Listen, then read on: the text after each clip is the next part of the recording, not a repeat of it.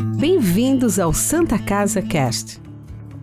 Olá, estamos aqui com a nossa colega Elaine Priscila para mais um episódio do Santa Casa Cast, o novo podcast da Santa Casa. Aqui na Clínica de Especialidades, né, Pri? Nossa casa, nossa segunda casa, Nossa segunda casa. De vez em quando a primeira casa, porque permanecemos muito tempo aqui. Isso, vamos, né, vamos redirecionar. Muito obrigada por você estar aqui conosco. Eu que agradeço pelo convite, uma honra poder estar aqui com vocês, tentando colaborar um pouquinho com essa abordagem de educação em saúde. Educação em saúde, esse é o nosso propósito, é o propósito desse podcast, né?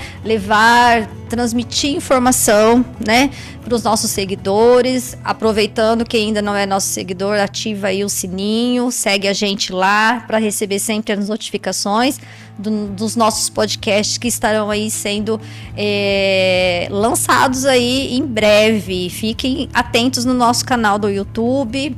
Nós vamos deixar todos os links também para você. Elaine Priscila, fala um pouquinho da sua formação, do seu trabalho enquanto fisioterapeuta. Conta um pouquinho pra gente da sua vida profissional.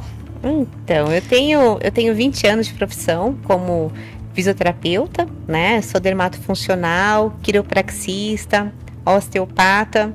Eu tenho um mestrado também em saúde funcional. Então, assim, a abordagem ela acaba se tornando multidisciplinar. Então, eu acabo passeando em várias especialidades, o que vem de acordo com o intuito da clínica de especialidade da Santa Casa, porque aqui nós trabalhamos em equipe multidisciplinar, né? Então, é importante que todos saibam que existem vários especialistas atuando aqui dentro. Então, nós temos médicos ortopedistas, ginecologistas, nós temos fisioterapeutas, nutricionistas, como a Mara, presente, né?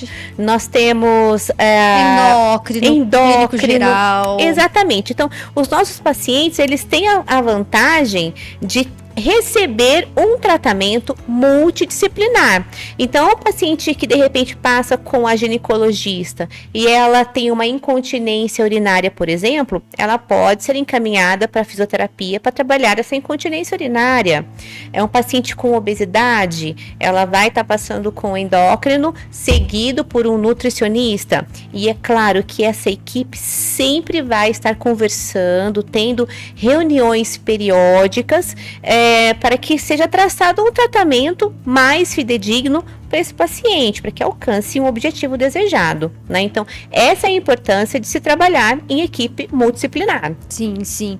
E a gente consegue também, dentro desse processo, né, fazer vários diagnósticos, né? Muito importante. Diferentes, né? Diagnósticos diferentes, de alcances diferenciados, né? Exato. Que aquele paciente talvez nem imagina que pudesse, né, ter, enfim. E né? quantas vezes o paciente chega com uma queixa, né? De repente ele viu no Google, ele acha que é sintomatologia, ele já vem com um diagnóstico pronto pra gente, mas quando a gente faz uma triagem multiprofissional, a gente acaba diagnosticando o paciente de forma diferente como ele achava, né? Então, é muito importante essa abordagem de educação em saúde para que o paciente sintonize, se localize, sabe o que está acontecendo com o seu corpo.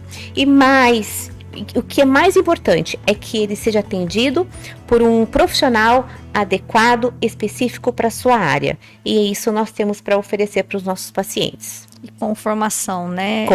Com formação, que a gente, né, tá tendo um enfrentamento aí, né, na mídia, nas redes sociais, que muitas vezes, né, o paciente prefere seguir as orientações do seguidor aí e não buscar um profissional qualificado, né? Então, hoje é uma orientação que a gente precisa sempre reforçar, né? Exato. Que precisa buscar um profissional qualificado, né? Num local qualificado, Isso. né? Que nem sempre, né, o que é vendido, né, infelizmente é o real, né?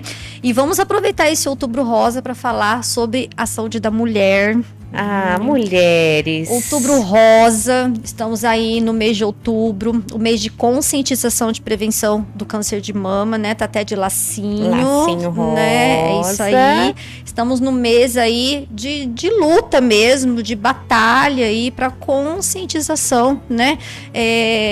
Das mulheres, né? Relacionadas ao câncer de mama, mas queria conversar um pouquinho com você, não só a respeito do câncer de mama, mas também a saúde da mulher como um todo. Acho que a gente vai ter que agendar uns outros 2 podcasts, né?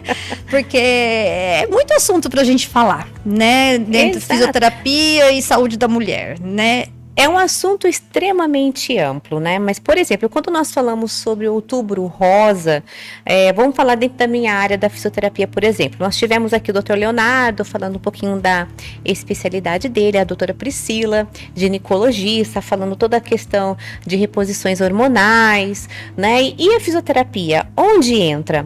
Em todas as fases. Por exemplo, a fisioterapia ela vai entrar como abordagem de educação em saúde, ensinando o paciente, por exemplo, como que é o autotoque, como que é feito esse autoexame. Não sei se vocês sabem, mas 60% dos casos diagnosticados, né, do câncer de mama vem por meio do autoexame. Então, 60% dos casos vem do autoexame. Né? Então, olha o quanto é importante o paciente ter esse conhecimento, como que é feito esse autoexame em casa, que é simples, fácil, mas que nem todos acabam fazendo. Indispensável, muito necessário. Exatamente. Né? E nada mais é do que um autocuidado. Amor. É preciso se amar primeiro, né? É preciso se tocar, é preciso se colocar como prioridade. Então, o ideal é que a mulher, após os 18 anos, já tenha esse hábito de uma vez ao mês fazer esse autoexame, que é muito simples, né? Então, primeira coisa é a inspeção. Se colocar de frente para o espelho, levantar os dois braços e observar o formato das mamas. Né? Então, o autoexame ele não começa só com o toque. A primeira coisa é observação. Observa a mama diante do espelho. As duas mamas, elas estão simétricas? Elas estão iguais? Mudança de coloração. Mudança de coloração dessa mama. A textura da pele está diferente em algum quadrante dessa mama? Algum aspecto de casca de laranja?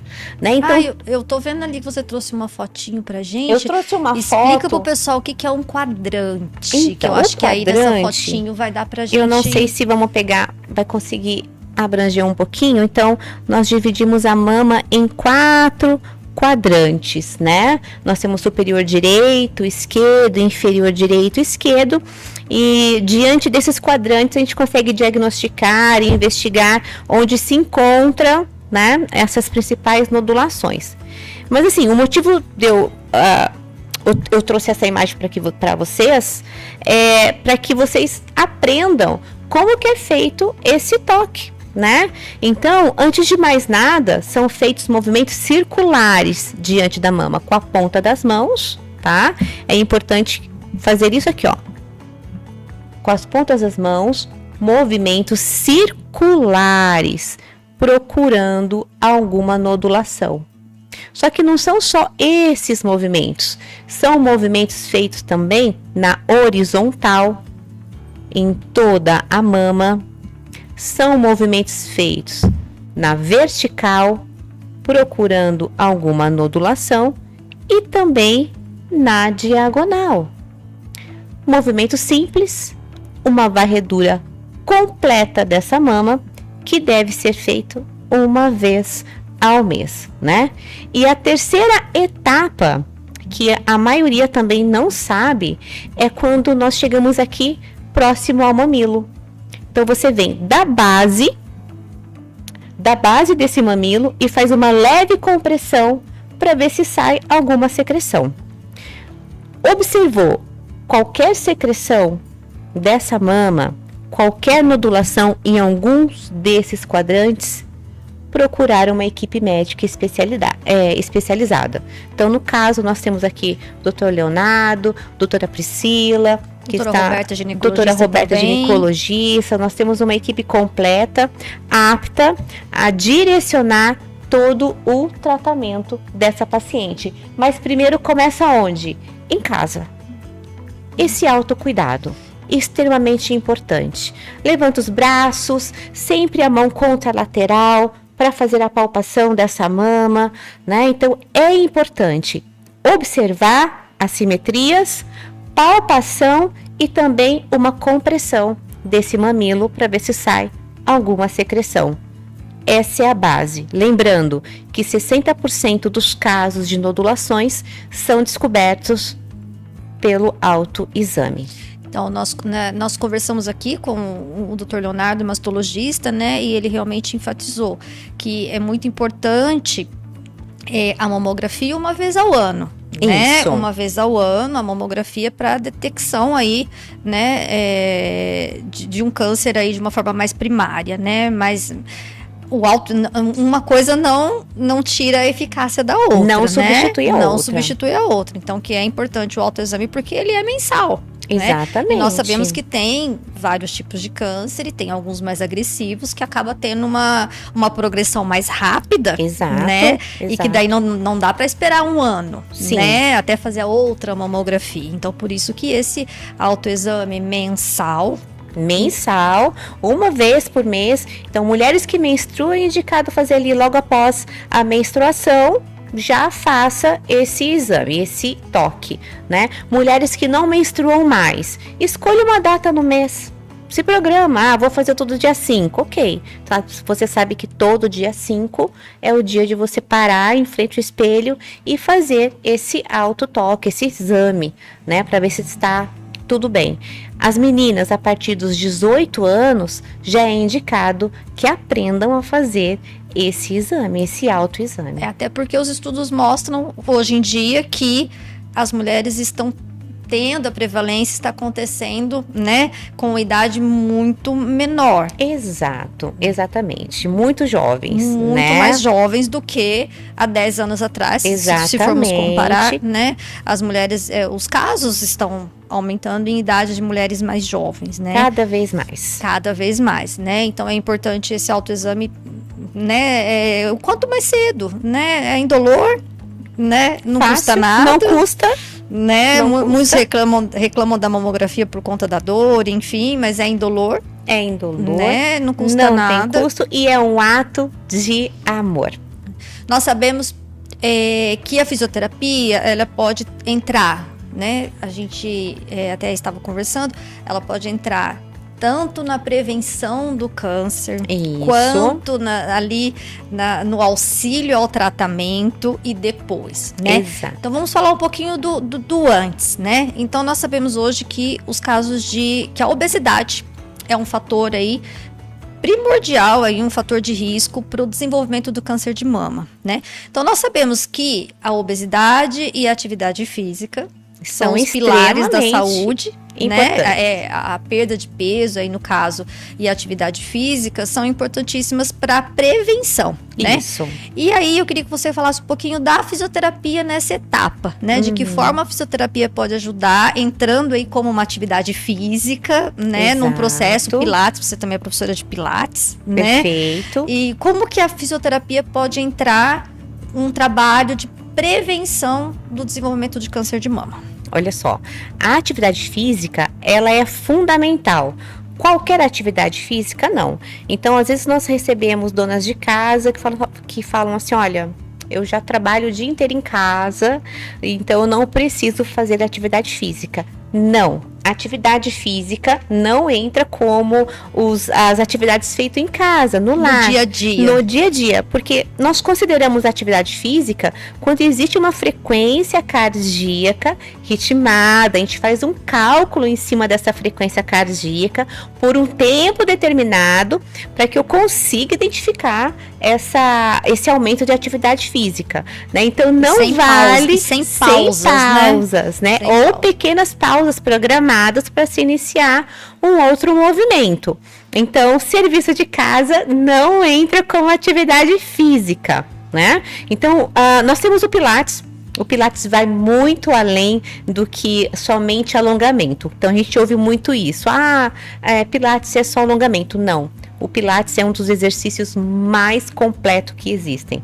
Então ele trabalha força, flexibilidade, resistência, alongamento, coordenação, equilíbrio.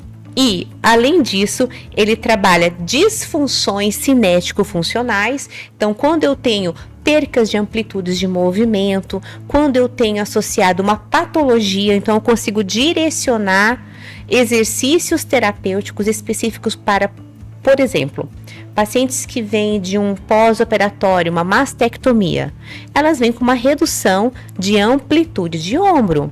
Então, por meio do Pilates, eu posso trabalhar um aumento dessa amplitude do músculo, do ombro, para flexão, abdução. Eu consigo diminuir até mesmo linfedema, no caso, quando o paciente já tem se instalado por meio do Pilates. Só que são exercícios específicos, não é qualquer exercício. Então, são exercícios específicos para cada tipo de patologia. E outra, esse tipo de atividade, ela faz uma neuromodulação da dor. Isso é muito importante, a neuromodulação da dor. Isso em todos os segmentos, nos pacientes oncológicos, pacientes que sofrem com dores na coluna, né? Então é muito importante essa questão da neuromodulação da dor. E a atividade física, ela é importante, ela gerencia o processo do envelhecimento saudável. Como que você quer chegar nos seus 80 anos, Mara? Primeiro chegar, né? Chegar, mas como? Chegar com como saúde que você mínima para o básico, né? Exato. Levantar, sentar, comer, né? Tomar banho. Eu acho que é fazer o básico, né? A gente precisa chegar com saúde para fazer o básico, né? Minimamente o básico. Que você tenha uma independência. Acho que isso é importante. Manter a independência. Né? Minimamente o básico, né? Exato. Minimamente o básico. E conta um pouquinho pra gente como que a fisioterapia pode ajudar no tratamento. Você comentou que trabalha junto com as próteses. Explica pra gente como é que funciona isso, como que a fisioterapeuta auxilia aí nessa uma adaptação, como que é? Nós temos aí a atuação no pré-operatório. Então, antes da paciente ir para a cirurgia, ela vem até o fisioterapeuta para receber todas as orientações de como vai ser feita essa cirurgia. É uma mastectomia radical? É uma parcial? É um quadrante? Né? Então, nós fazemos toda essa orientação para a paciente. Como que vai ser a incisão? Então, em cima dessa incisão, eu preciso trabalhar, conscientizar essa paciente dos riscos de uma fibrose, de aderências, porque a fibrose e aderências, elas vão limitar o movimento dessa paciente. Tá? Então, é uma paciente que vai ter uma diminuição de amplitude de ombro, vai começar a ter dores no ombro. É uma paciente que vai precisar fazer retirada dos linfonodos sentinela, então tem um risco de ter um linfedema. Então, eu preciso já trabalhar orientação com essa paciente do que ela pode fazer nos primeiros 30 dias, 4 a 6 semanas de pós-operatório, né? Porque é extremamente fundamental que ela saiba cuidar desse pós-operatório, só que ela precisa receber essa orientação nesse pré-operatório. Fez a cirurgia, 2 dias depois da cirurgia, a fisioterapia já precisa entrar também. Então, com os movimentos de mobilizações precoce, porque senão essa paciente ela pode evoluir com o ombro congelado.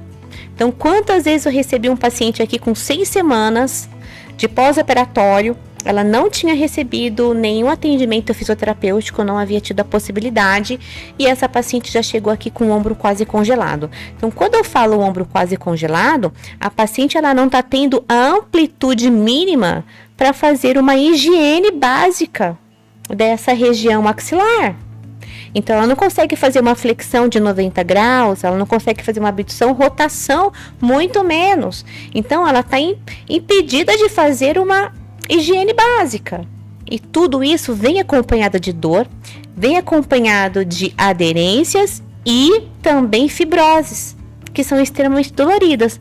E aí passou um pouquinho do prazo da gente conseguir liberar todas essas fibroses, porque existem técnicas específicas.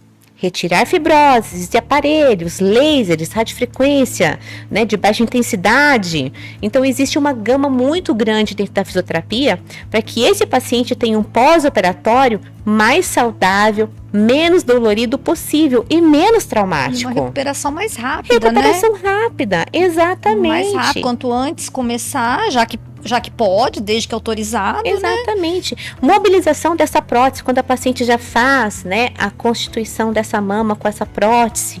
Então, tem que trabalhar essa mobilização dessa prótese para não criar aderências também, né? Uma paciente que ela vai se sentir pesada, às vezes o paciente vem até com uma escoliose já, né, fazendo aquele S na coluna, devido a muita proteção com esse braço, com esse lado afetado. Medo de machucar, medo, né? Porque dói, tem dor.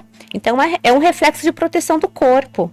Então essa paciente ela precisa receber todos esses cuidados em todas as fases no processo do tratamento. Pré-operatório, durante o processo, né, no pós-operatório imediato, pós-operatório tardio. O que acontece no pós-operatório tardio? É onde eu começo a entrar com exercício de força. Então, antigamente falava que a paciente mastectomizada não poderia fazer força. Eu tenho esse preconceito. Esse preconceito. Pode, mas eu quero dizer que pode. Ah, mas qualquer peso? Não. Uhum. Com progressão.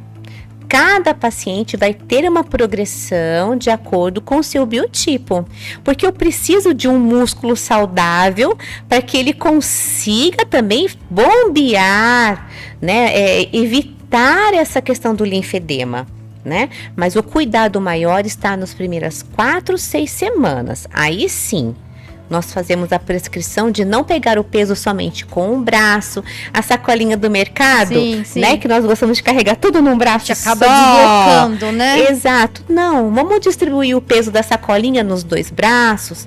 A bolsa, que nós carregamos o mundo dentro da bolsa, mulheres, né? Vamos colocar a bolsa do outro lado que não está afetado.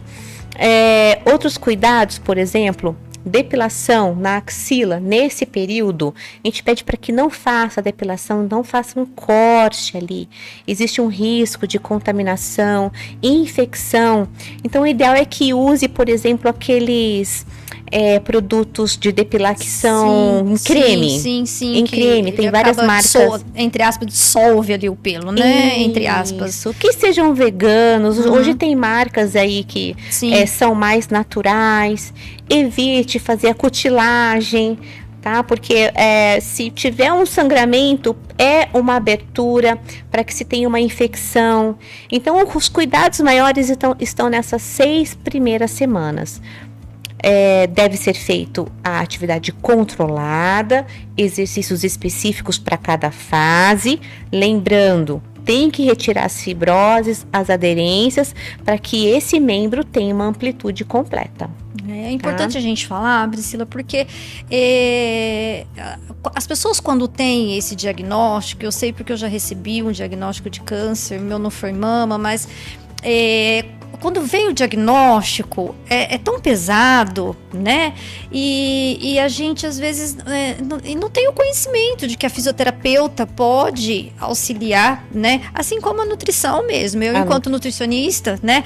Eu deveria atuar no pré-operatório, né? Porque eu falo deveria, porque o paciente muitas vezes procura só depois que já passou 6 meses da cirurgia e já está desnutrido. Tardio, já está, né? No pós-operatório tardio, então, com sequelas instaladas. E aí a recuperação, muitas vezes já numa idade avançada também, a recuperação daí é muito mais difícil também, né? Sim. Então, às vezes, a pessoa fica tão, com o diagnóstico, fica tão, às vezes, nervosa e com medo e focada na questão cirúrgica, né, da retirada ali, né, em si do problema. Sim. E da questão pós, que são as químios, dos tratamentos posteriores, as rádios, as químios, enfim, né, cada um com o seu tipo específico de tratamento. E a alimentação é extremamente importante em toda essa fase. Né, eu falo que teria que procurar um nutricionista antes de operar, assim Isso. como o fisioterapeuta. Exato. Assim como o Tem que ter fisioterapeuta. essa orientação. Né? Mas às vezes a gente fica o medo é tanto, né? O medo da doença ainda existe, né? O medo do enfrentamento Sim. dela ainda é grande. A aceitação é todo um processo. Existe um processo. E às vezes, se as pessoas procurarem os outros profissionais da saúde aí, né? Como você disse, a equipe num todo, né? Ajuda a passar por esse desconforto de uma maneira mais amena, né? Menos sofrida. Sim. Não que a gente vá resolver, né? O problema em si. Mas a gente vai ajudar a passar por isso de uma forma mais tranquila, né? Eu acho que esse que tá o processo e ter uma recuperação mais rápida. Mais rápido, menos dolorosa, com maior qualidade de vida, né? Eu acho que é importante isso, o paciente receber toda a assessoria, porque a medicina ela evoluiu muito, mas nem todos têm essa informação. Infelizmente, essa é a realidade. A gente acha que a informação já tem muito, já se fala muito sobre o Outubro Rosa, mas a realidade é que essa informação não chega para todos. Não chega. Até hoje eu tenho pacientes que não sabem que a questão nutricional é importante, que não sabem que a fisioterapia é importante em todas as fases, no pré-operatório, no pós-operatório imediato, no tardio, e aí tem a questão da endócrino, também tem os demais profissionais. Então, é um paciente que ele tem que ser assistido por uma equipe multidisciplinar. Então, é importante sim que nós, como profissionais, também estejamos orientando o paciente. Que às vezes a gente acha que o paciente sabe. Não, ele não sabe. Ele não é obrigado a saber. Ele está assustado com muita informação que ele está recebendo. Sim. Então, eu creio que é nossa obrigação orientar e encaminhar esse paciente. Sim. E como que funciona no pós, Priscila? Eu falo Priscila, né? Elaine não Priscila. Não tem problema, Elaine Priscila. Né? Acho que por conta aqui do coleguismo aqui da clínica, a gente acaba, né? Desse pós-cirúrgico, e aí do pós-cirúrgico tardio, depois, quanto tempo essa mulher precisa? Vamos colocar aí 1 ano, 5 anos, ela já passou pelo processo, já está de alta médica, qual é a interferência da fisioterapia daí? Ela tem que continuar? É claro que a fisioterapia nós deveríamos fazer, né, sempre. Por favor, fiquem independentes. Né? Isso, deveríamos, né?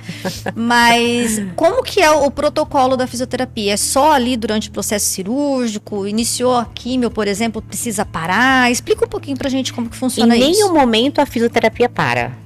Então, a fisioterapia, ela vai caminhar com o paciente no pós-operatório imediato, tardio e a longo prazo. E eu vou explicar por quê.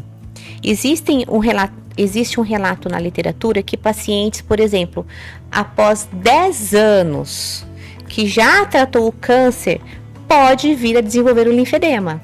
O que é o linfedema? Vamos explicar para o pessoal. Vamos explicar o linfedema.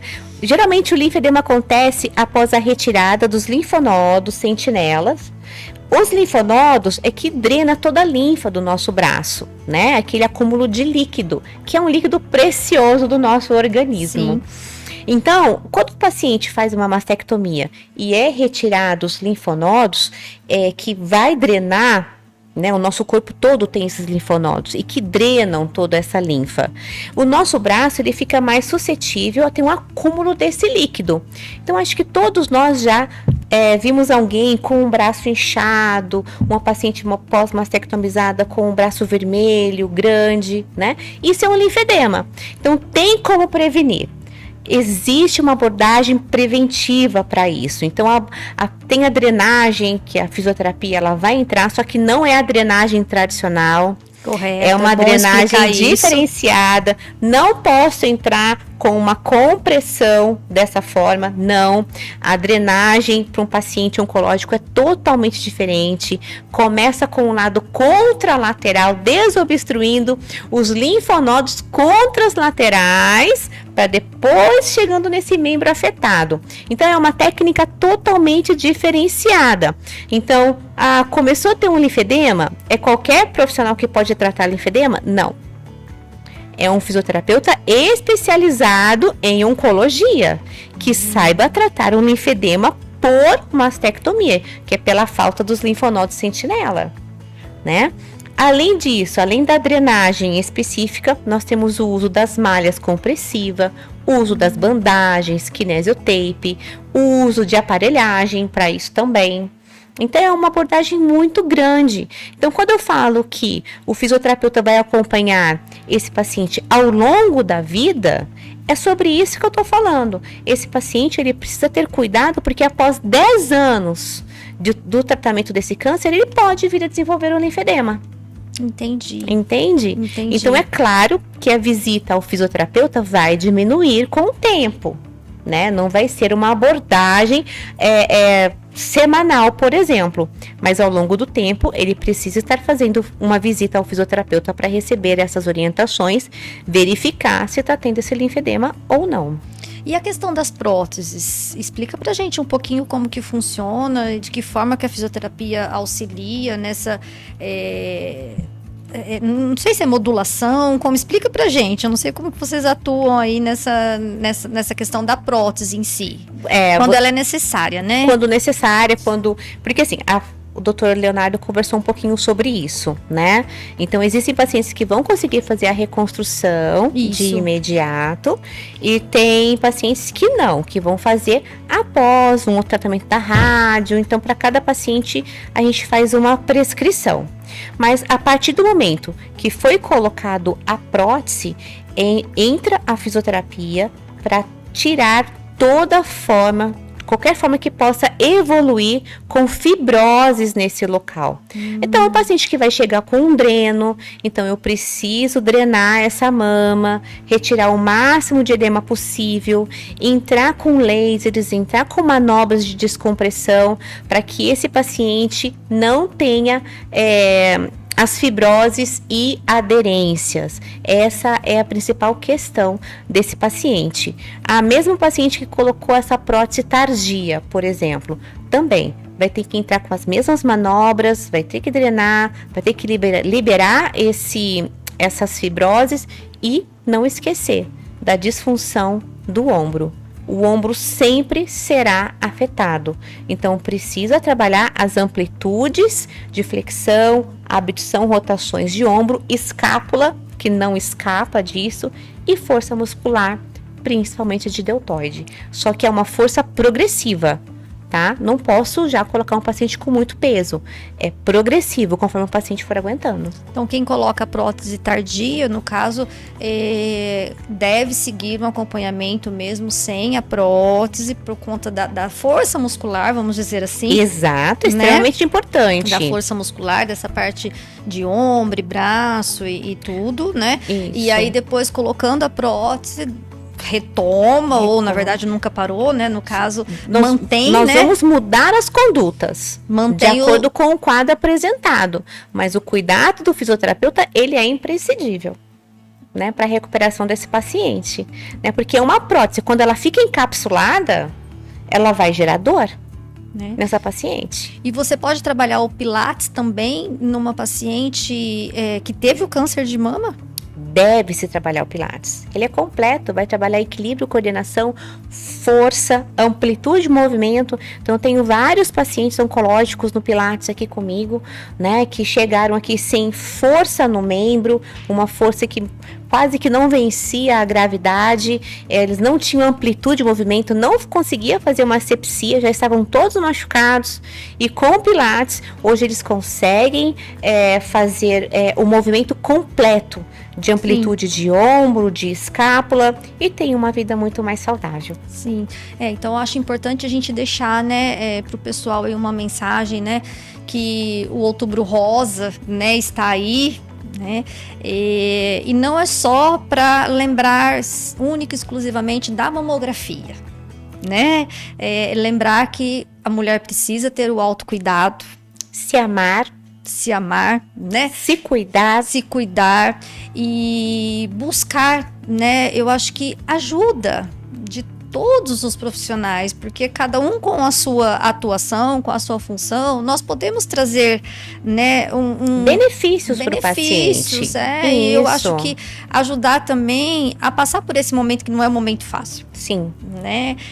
A passar por esse momento de uma forma, né, mais suave, mais tranquila, né? E que ela consiga uma recuperação mais rápida, né? Com certeza. Eu entendo, da nutrição acontece isso, agora você explicando da fisioterapia, 100% ajuda na recuperação, né? E buscar esse cuidado, né? E esse cuidado, ele é eterno. Sim. Deve ser, né, eterno, cuidado da saúde da mulher. Deixa uma mensagem para as mulheres que estão nos ouvindo, né, para os nossos seguidores. O que você gostaria de deixar aí para eles nesse nosso episódio do podcast?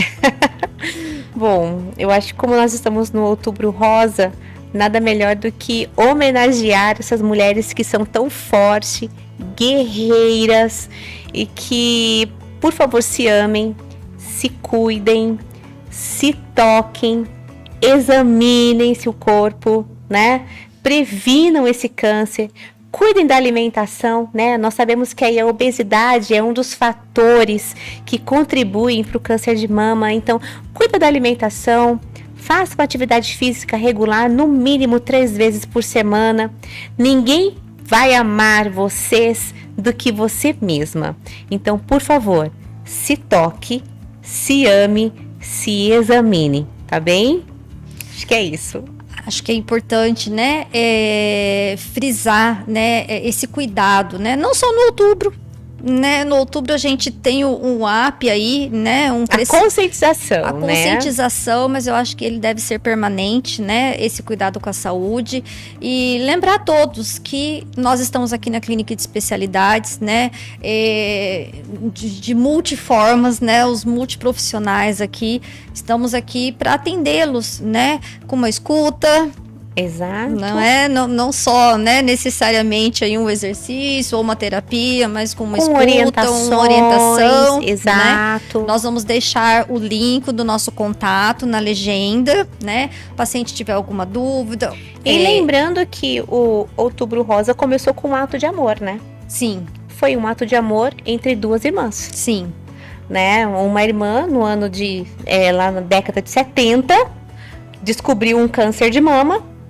Infelizmente, naquela época era um tabu muito grande, apesar de já existir um caso muito grande, mas não existia tratamento, era um tratamento raríssimo, falava-se pouco. Falar a palavra seio em mídias, nos jornais da época, era algo proibido. Então, era uma época que mulher não tinha voz. Então, 8 anos depois, ela faleceu. E a irmã que ficou prometeu que iria trabalhar a conscientização das mulheres ao câncer de mama. Então foi quando na década de 90 nasceu aí a conscientização pela Fundação A Cura de Susan Goodman, que foi que faleceu do câncer, né? Então foi um ato de amor. Então que possamos continuar trabalhando esse ato de amor uma para com as outras. Sim. É isso. Sim, é isso. E lembrando, né, que as estatísticas mostram que, infelizmente, a porcentagem de óbitos por câncer de mama não reduz, né? Então, o melhor que nós temos é a prevenção. Prevenção. É a prevenção. É isso. Então, esse autocuidado e esse amor próprio aí que vai fazer a diferença, né? Exatamente. Para a prevenção Cuidar da doença. do seu corpo como um todo. É isso aí. Quero que você venha mais vezes. Muito obrigada, eu agradeço. Nós vamos fazer outros programas, já está convidadíssima. Obrigada, né? Agradeço o convite, foi uma honra poder estar aqui com vocês nós essa que agradecemos. noite. Aqui é confortável, porque nós estamos no local de trabalho, né? A gente se sente em casa, né? Então, por isso que é bom. Muito obrigada a vocês que nos acompanharam. Se ainda não está nos seguindo, siga aí, aperta aí no sininho, né? Para você receber as notificações do nosso podcast, sempre pensando em educação e saúde para você. Muito obrigada, até a próxima. Obrigada. Até a próxima.